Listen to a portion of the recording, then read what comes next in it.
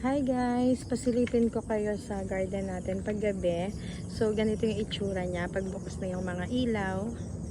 Ayan, actually kakaalis lang ng mga customers natin.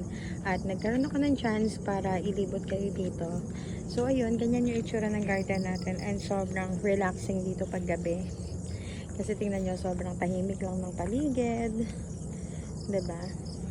Kaya marami rin talagang nagda-dine in dito sa atin. And ayun, ang ganda lang nung approach nung bulb na nakalagay dito. Tapos wala kaming ilaw sa center.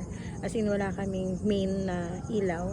Etong mga bulb lang na to. So yun, ang ganda. Ang ganda, 'di ba? And doon din sa maliit na kubo, ganun din yung nakapaikot.